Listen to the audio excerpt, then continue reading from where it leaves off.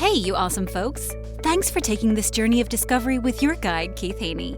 You're listening to the Becoming Bridge Builders podcast, your favorite podcast for everything from racial reconciliation to education innovation, justice reform, and leading change in the 21st century.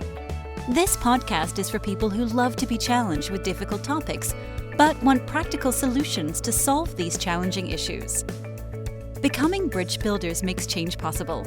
Each week on the podcast, Keith invites innovative thought leaders to share how they are building bridges in their area of expertise. You will hear breakthrough ideas and concepts that are changing the world. He's featuring guests who are best-selling authors, leaders at Microsoft, entrepreneurs, leading educators, professors, lawyers, and so many more. Listen in to learn how you can be the bridge to the change you are seeking. My guest today, Bernadette, has over 20 years' experience working in leadership positions within the Roman Catholic Church. In 2023, she completed her PhD at Robert Morris University in instructional management and leadership. Her primary area of focus is church leadership, specifically ensuring that those positions of leadership possess the skills necessary to lead.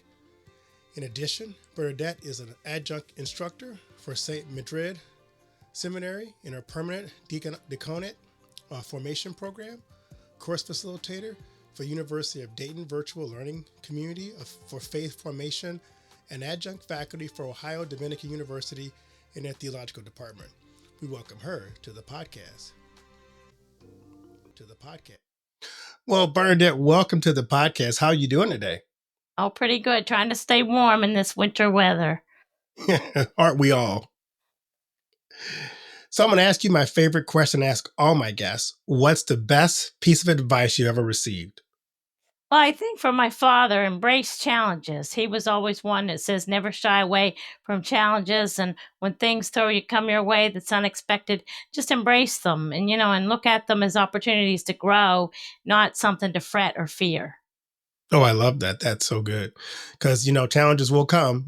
Again, somebody else said about the same, kind of along those same lines of, life gives you lemons. What do you do with it? Do you make lemonade or do you just suck on a sour lemon? So For sure.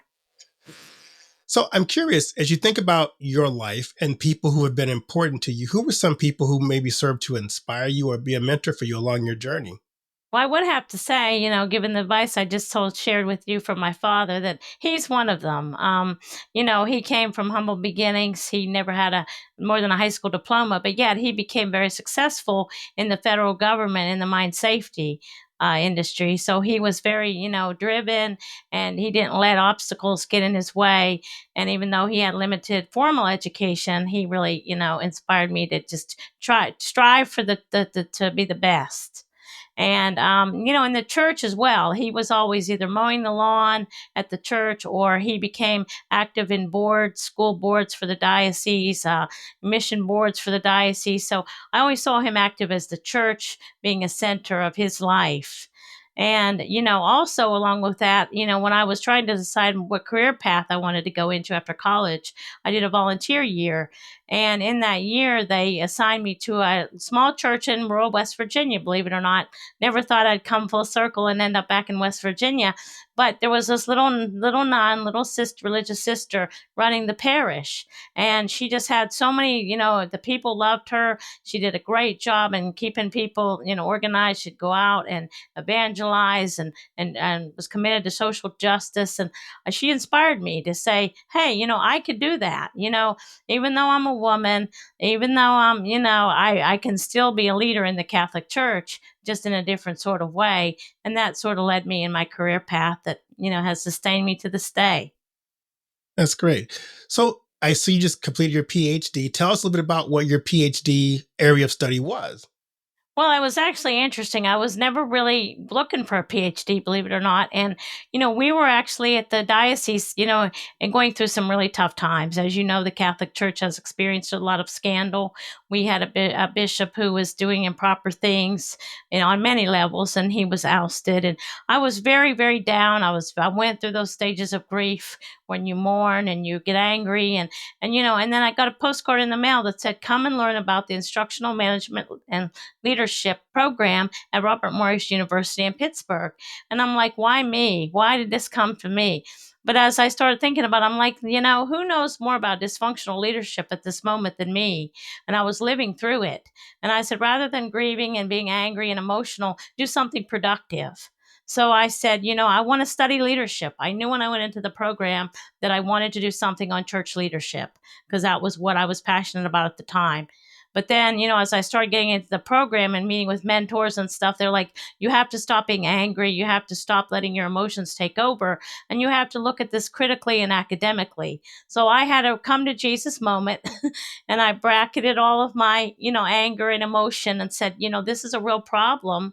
And the more I started talking to people in different in our surrounding dioceses, the more I realized, this is an issue that really needs some reflection and some study and some, and so that's what I did. So, 3 years later, I got my PhD and my dissertation was on Roman Catholic priests, the need for leadership and management training. And it was a really proud accomplishment. I know when I did my research, I came across some surprising results. I came in with, this hypothesis of what I was trying to investigate, but found some things that I was not expecting. So what was the most surprising part of your research? Well, I think the surprising thing was there's that desire for leadership and management training. Everyone knows that it's a problem. The seminaries know it's a problem. The seminarians, knew it was a problem. The priests knew it was a problem. So the awareness of the problem, but how are there initiatives to help solve the problem? And there were, there are programs out there, leadership development programs and tools for priests. And there's different ideas that we're floating through. So I thought that was very surprising that while they admit that there's a problem, there's an openness to change and to realize that priests do need to, and church leaders do need training, and they do need to continue to grow and develop. And that was something positive, but that was something that I found. I know when I work a lot, being a pastor myself, we struggle with the idea, are we leaders or are we shepherds? And I'm sure you have the same issue in the Catholic Church as well. What do you believe are some of the core skills that priests and pastors need to be effective church leaders? Well, I think you're right. There are two different set of skills. There's a shepherding, there's the spiritual side, and there's helping them grow spiritually and close to God. But then there's also those day-to-day tasks of being a leader and building up the congregation and meeting the temporal needs of the parish and the church and making sure it functions properly. So I think there's that balance where I think that priests tend to be so bogged down in that leadership management, that day-to-day administrative work, that they forget about the spiritual side. So I think you're right. It's a delicate tightrope to walk, that they have to be spiritual and realize that they're leading people to God, and and to help them to spread the mission of the church. On the other hand, they have to realize how to juggle those other responsibilities. And so I think it's a balancing act, and they have to, what I'm going to suggest is that they do more delegating and more discerning and looking at people in their parish that can help them with these administrative tasks because they want to do spiritual things. One of the biggest findings in my research was that priests said, I didn't sign up to be a janitor. I didn't sign up to be a maintenance man. I didn't sign up to be a finance budget planner. I signed up to be a spiritual advisor, to walk with people on their journey to Christ, and to be prayerful, and to be there at deathbeds, and to be there for funerals. And instead I'm bogged down, with these other things. And, so that's really tough. And that's a challenge that I think is unique to church leaders. You're right. And I think the thing I noticed too is, in my seminary training, we had one class on pastor as administrator. So it was a 3-hour class. Exactly. It was in our 4th year. Yes. And at that point, you just were thinking about where's your first assignment. You're going to be Exactly. in ministry, not necessarily. But we didn't learn how to run No, meetings. We didn't learn how to set up budgets or even exactly. advise leaders to do that. What strategies have you figured out that work well to help pastors develop skills in their members? Because that's important. If you want to delegate, you got to make sure your people are qualified. Exactly. How do you help develop those leaders around you? Well, I think you have to. Big important thing is in the Catholic Church is gift discernment.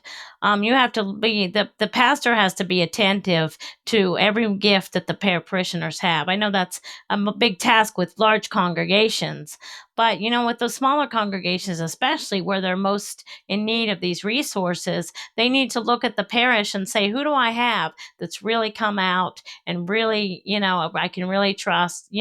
Like if you have a bank president in your parish, your congregation, why don't you make him part of your financial advisor and help you with the finances? But being attentive to the gifts that people bring to the table. You just have to be very observant. And I think, coming back to the spiritual side, you have to be really attentive to the Holy Spirit. I believe that's critical. And that's something that I've been really passionate about, working with listening and just listening, be observant. I think we're so busy in this culture, do, but we're not stopping and stepping back and looking around and listening to the voice of the Spirit, which takes time and patience. But I think there's creative ways that pastors can do this, and it can be effective. But you're right, about that was I chuckled when you said about the seminary training, because that's what I found in my dissertation research, that they are given one course on pastoral administration. And while ideally, for at least for the Catholic Church, with the shortage of priests, is to have the priest like be an associate.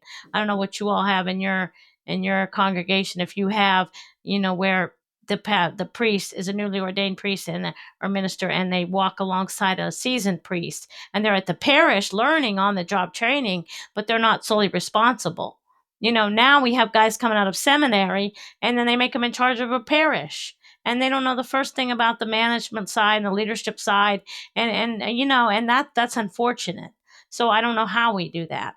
Seminary rectors I've talked to said, well, we have to cram it all in. We have to get so many theologies, so many scriptures, so many philosophies. We don't have time for one more course. So if they're not getting that in seminary, and they're being ordained and going right into that parish setting, we're doing a disservice to them. Yeah, at our model, during our seminary training early years, the first 2 years, we are assigned to a local parish for on Sunday morning. So we're kind of Yeah, field work yeah, students, but you're really typically only there exactly. maybe on Sunday. Maybe there's an event during the week, but you're typically just there on the weekend. Yeah, So you don't really learn as much during no, that time. Uh, then we have a year of vicarage where you go off and spend a year at a church where you may learn more of hands-on things. yeah, Again, that's kind of hit and miss depending upon the exactly. supervisor, the church you're in. And a Yeah, lot of our pastors, we have the same kind of a shortage. Their first call is not as an associate. Their first yeah, call is to exactly. sometimes a dual parish or even a Yep, smaller parish. Very few become associates. So you're right. right. With that in mind, though, how do we, and the seminary is struggling with that too, how do you balance the formal education with experiential learning? Because if you're not in a place where someone comes along, here's how you run a meeting, here's how you lead. We had no classes when I was at seminary on stewardship. And you're supposed to walk in all of a sudden know how to do stewardship in a congregation. So, how do you Yeah. balance all that? And that's the challenge, and that's what I think we need to look towards these other programs. We need to provide support for church leaders, and I don't know if that's happening. And I think you're right that need has to be met somehow. And I think we have to look to outside organizations and dioceses. I know you all have more formal structures as well. And maybe we have to look at those for resources, because you're right, the seminaries can't add anything more to their plate. So where are they getting this kind of training? And I agree that it's a challenge that we need to be alerted to and be aware for the future. So it really kind of falls a lot on the pastor himself. So as you think about what you've been studying, how can leaders stay adaptable and responsive to the changing needs of their congregations? Well, I think they have to be open to change, and we've talked about that before. That change is very difficult, and people that are stuck in the old model that the priest does everything and the father's in charge of everything, that mindset can no longer operate in this culture, and we have to be able to think outside the boat, like we said, outside the box. My father used to say, get out the boat, Jesus called Peter to get out of the boat and to go into that uncharted territory, which we need to do too. But we need to prepare the priests for that. So if there's a way that seminary can open them to this whole bigger picture of, it's the human side, the intellectual side, the pastoral side, and open them up to being adaptable and being open to change. I think the seminaries have to foster that kind of attitude, because when they get out, if they're not adaptable, if they're not ready to face changes, if they're not ready to ask the big questions, then we're in for some trouble. What kind of after seminary support does the Catholic Church provide for young pastors? Well, and that I think is an issue as well. There are outside organizations, like right now, our diocese has contracted a Catholic Leadership Institute, and they have an outside consultant come in, do leadership development, leadership coaching with our priests. And I think it's those programs right now that have the best success rate. But again, they're costly. Does a bishop know about them? So they have some challenges too. So what I found in my dissertation research is the diocese really needs to be that support. Like, where I work in the liturgy side of it. So if a priest has a question about liturgy, they call me and I'll answer the question. But we have an HR person, we have a CFO, we have accountants. So if they have issues, they need to know who to call for help and not to be afraid to ask those questions and to seek out those resources. But you're right. They have to be made aware that they exist, and that's another challenge. Yeah, and especially with the shortage of pastors. I know we're experiencing a lot of clergy burnout. Are you guys Yes, also, how are you handling exactly. worker wellness in your Well, organization? I don't think that we are addressing that. We work them till you're right, till they, drop over. I mean, unfortunately, that's the case. But again, if we learn how to parcel out those responsibilities and don't expect them to be chief maintenance man, chief CFO, chief, and we let them look to other people for those administrative tasks, then I think, and let them do that spiritual side. I think that is critical. But, pastors have to be willing to let go and to delegate. And like you said, be able to, who can I trust? The trust is a big issue. If I trust this person with my finances and they go run off or embezzle the funding, how am I, so they're ultimately responsible. So I think that level of responsibility can, cause burnout, because you're responsible. My dad used to tell me, you look at bishops, they're in charge of multi-million-dollar corporations with all that money and finances, and yet they don't know a thing about finances and a thing about managing a corporation. So you're right. How do you balance the shepherding and the leadership? How do you balance the pastoral and the temporal? So I think those are challenges that the church has to face. And you're right. I don't think we have enough resources yet to provide that. And they are getting burned out because they are expected to do everything, be everything to all people, and they just can't. They're human.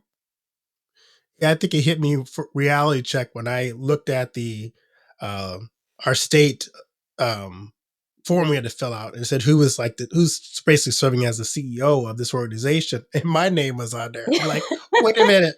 If Yes, this goes wrong, I'm the one going to prison. So it's like we had to make exactly. sure we make Exactly. sure all of our T's were crossed and our I's were dotted. Because like I'm not going to prison. But I'm sure if you're a young seminarian with, bright-eyed about sharing the gospel and teaching Jesus's message, and then you realize, oh, I'm a CEO of a corporation. I'm in charge of these finances. I have to run a meeting. You're making me fire the secretary because she's not showing up. They're not. That's not what they expected. So, my dad said, in some sense, we're setting them up for failure, and I think that's why a lot of them do experience burnout, because hey, I signed on to be a spiritual leader. I didn't sign off for all this other, stuff that went along with being a leader. I'm curious, what from your studies did you have any recommendations to improve the situation for the church? Well, I think, making people aware of these organizations, trying to find leadership development opportunities designed for clergy and for church leaders, even lay church leaders. I think having these opportunities, making them available. I think also doing having that mentorship as much as you can. We talked about having them with the seasoned priest. I think we have to set that up, and they always said that was key.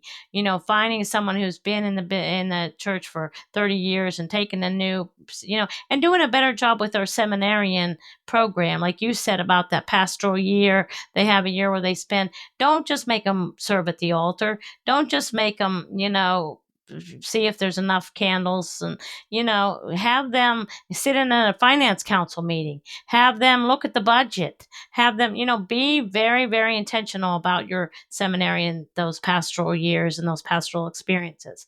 Because unless you are, like you said, they might not ever get exposed to that till, hey, I'm in this situation. Now what do I do? So I think there's ways, but we have to be intentional about those ways. Yeah, I like that. I kind of wish that there was more of a guided process for that year. Like Yes.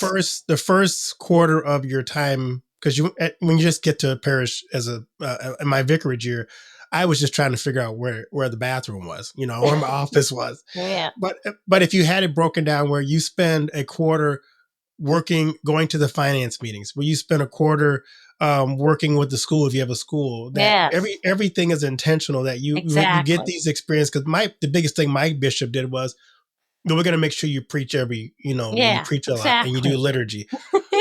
Yeah. Same here. Once I got Well, that, it's fine. But what happens after I never run a meeting, ex- or let the person run a exactly. meeting, set up the Exactly. agenda. Yeah, we don't. Yep. I don't know if Or it's I that never. intentional. Yeah, that's what I think has to happen, Yeah. especially knowing that we're shortage of having these mentor priests because we don't have them anymore, but having something being intentional. And then the diocese, I think the diocese has to be a resource, has to be willing to be there when the priest knows, and the priest has to know who the finance person is at the diocese so they can call them for help, or who's the HR person. Oh yes, I need your help because I'm having a staff issue, or I'm having a budgeting problem, or I need you to come in and teach me, or we have a development office where we're fundraising. Like you said, teach me how to run a stewardship campaign. Teach me how to. If they know who those people are, they can seek them out. So I think we have to just be more intentional of supporting our clergy and our church leaders in finding support for their leadership role.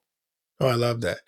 I'm curious. What have you? Give me an example of effective leadership you've seen, and who kind of how that laid out. Well, I think it's kind of interesting. I'm going to have to give credit to Pope Francis because, he's very revolutionary in his way of thinking. But I'm not sure if you're familiar what the Catholic Church has been doing is the Synod on Synodality, where he started in the year 2000 with these consultations from all across the country. So he listened to the people in the pew on the local level. So we all gathered together, every diocese in the whole world gathered together to listen to the people, the grassroots. And then he compiled all those reports, and then they made their way up the chain to Rome. And he sat there and he had these meetings where people they sat down and they just talked and actively listened and actually actively heard what is really happening. And I think that was revolutionary. So while and he opened it up to these meetings in Rome weren't just bishops, which was the first time this ever happened. They were women and laity and young and old and sitting at the same table. So a cardinal might be sitting next to a young person from another country, and they listened to each other and talked. And I think that's one way. I think his effective leadership style in the Synod on Synodality is a model for how we should be conducting leadership and how we should be synodal leaders. And I know you all Lutherans like to use that word synod a lot. And synod, though, means journeying together, walking together, listening to one another. And, I think that's for me is a great example of what we should be doing and supporting one another and listening to each other. Oh, that's interesting. I don't think sometimes the lay people's voice gets heard a lot, especially in Exactly. upper leadership. And I think it's really important for that voice to be heard. I also want to go back to something you said earlier, and I want to kind of tap into your experience. You talked about, and we have the same struggle in our Lutheran church as well, is how do we find and make use of women serving in the church? How have you kind of broken some of those guidelines to help people figure out, because like in your church body like mine, women don't serve as pastors and priests, but I think they're underutilized in terms of their ability to provide their gifts and talents to the church. Well, how have you guys effectively or continue to kind of work to get women more active in the church? Well, and that's one of the things that came out of the synod, that the Pope said that we do undervalue women. And I think for me, I was, when I was familiar with other denominations like Lutheran and other ones that do have women pastors, they would ask me, they would say, well, don't you wish you had the caller? And I said, no, I don't, because I can do things. I just have to go in a different direction. So yes, it's been hard. It's been challenging. But like I said, there are role models. There are very inspirational women, like the sister that I told you about that probably inspired me to do what I do. I think I can be a role model for other people. There are a lot of women who just don't get recognized, but I think the Pope Francis has appointed women to the Roman offices in the Vatican, and I think that we're opening the doors. And I think I do think myself a revolutionary. A lot of times, I have to prove myself a little bit harder. I'll be in a room full of men, or I'll be with priests, but I just, once I show them I know the theology of the church, I know leadership, I'm very educated. And when I speak that way, oh, we didn't know, we're sorry. The tables turn. So, where it's a challenge, I think the church is getting better at it. I think with the shortage of priests, while women's ordination may never be, but they are looking at maybe women as the diaconate. That could happen maybe down the road. But I think women serving in leadership roles are critical the more we have the shortage of priests.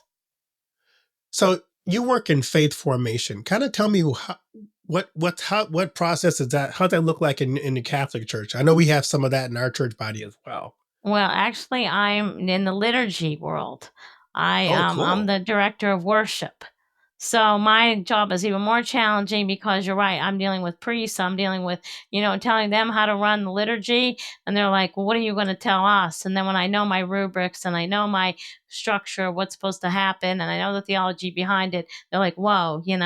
So, we do have, we do have some formation. I think it struggles. I think our struggle is having an educated laity. People just don't know their faith. And, when I hear, parents don't know the basic tenets of the prayers to teach their children, that saddens me. So where, I think we need people more capable leadership, people to be more educated on their faith. And I don't know how we do that, because right now that's not happening. Yeah, our church body just got a grant to actually get our young people to be more connected to the liturgy. So it's kind of interesting. That's your area of focus. So that's going to be I'm kind of curious how our church body actually moves forward with that going forward, kind of getting our young people to have a deeper appreciation of the liturgy and the power the liturgy has in our life.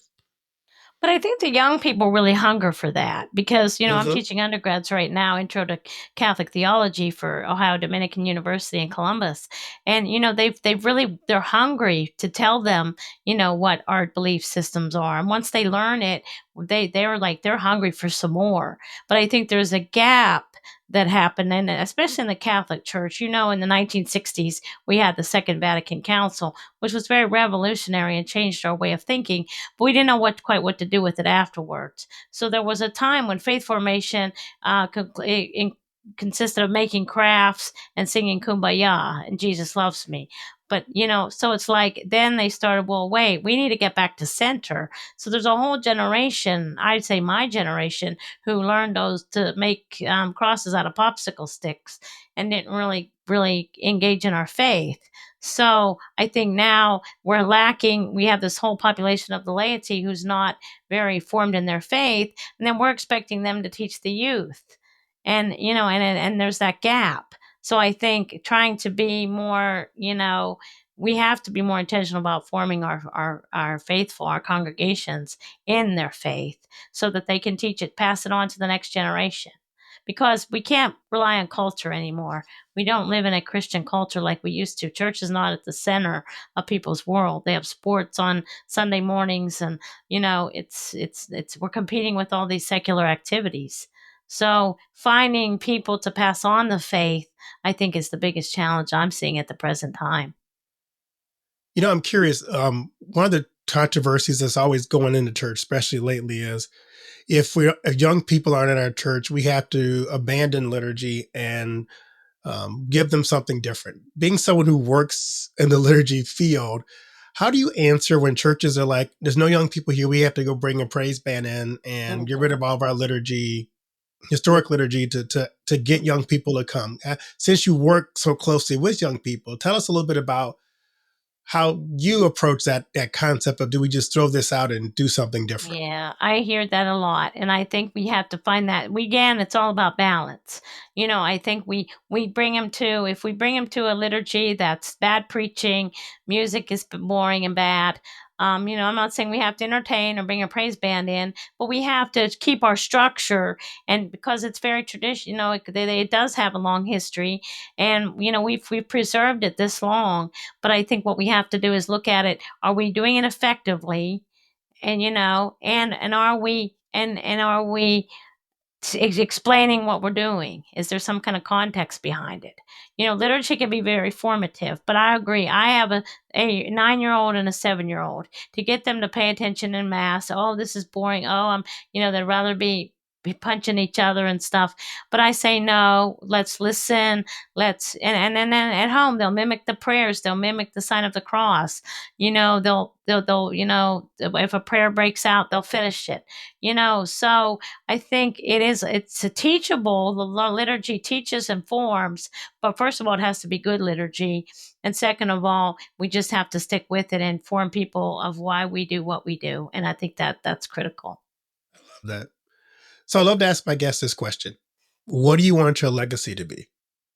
Well, I want people to realize that I was passionate about church leadership and that I'm not afraid to ask the challenging questions.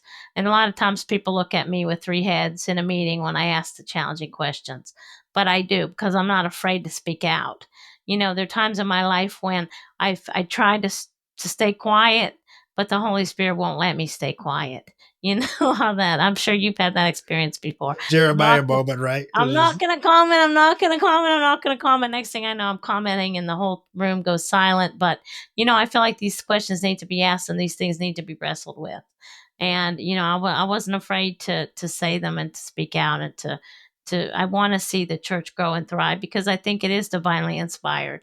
I told one of my old bosses that I said, if I was just concentrating on the human element, I would be an atheist now because of what I've seen, how flawed human beings have operated.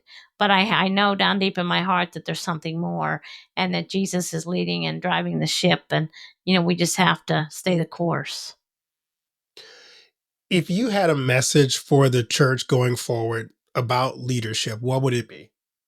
Well, I think, like you said, being aware that there's a need for leadership development among clergy. They have suffering burnout. They can't be expected to be all things to all people. They have to be, you have to address the issue. And we have to realize that it is an issue and we have to do something about it going forward. I think that's what I'd like to the message to be communicated because I see what happened in my own experience, what happens when it gets dysfunctional. I've seen the hurt, I've seen the anger, I've seen and something that, I'm sure you're familiar with is that people associate the church with Jesus and with God. So if something goes wrong, if I see a priest scandalizing or stealing money or sexual abusing children, that's going to affect my faith in God. Yeah. And I think that holds church leaders to an even more accountability than, say, the CEO of Enron or Microsoft. Because you are affecting people's relationship with God, and that's even, I think, in my opinion, that's something horrible that we don't want to do. Right. Because I could just buy a different computer if I don't like Microsoft. But, but if I abandon my faith, and I've seen Right. a lot of people abandon their faith in God because of the church scandal, and you have to remind them it's flawed human beings. It's not the divinely instituted body of Christ. But how do you reconcile that? So church leaders have to take a good hard look at how they're operating because of that. So is there anything I haven't asked you that I should have asked you? Well, no, not really. I just wanted to kind of tell you what I've been up to. And, as you know, I've been saying about Pope Francis's Synod on Synodality. Well, I've developed a program called Gifted in the Spirit, Oh, which cool. it's a leadership development program for church leaders based on those principles of synod and synodality, listening to the Spirit, discernment, active listening, coaching, mentoring, asking the right big questions. So that's something I'm really excited about developing and making available. So when will that be available for people to kind of check out? Well, it's kind of in progress, so it's Okay. up, and I have a LinkedIn page. I have some materials on it, but I'm just trying to work it out and figure out when I can launch it. So where can people find you and follow where the project is going and know when it's going to come out? Yeah, they can follow me on LinkedIn. I'm there, and Bernadette Kime, and Gifted in the Spirit is my leadership development program that I'm hoping to launch. Wow, so cool. When you get that launched, come back out and we'll talk about it and we'll delve into it some more. Sounds great. Thank you. Well, thanks for being such a wonderful guest and for having this conversation, an important conversation about church leadership, because like you said, the church is the leaders are the front lines of people kind of their first experience sometimes with Jesus. And we want that experience to be one that we know we're flawed, but that is one that doesn't lead people away from the gospel and our Savior, as opposed to leading us to him. Exactly. So blessings on what you do. And thank you for the leadership you provide. Thank you.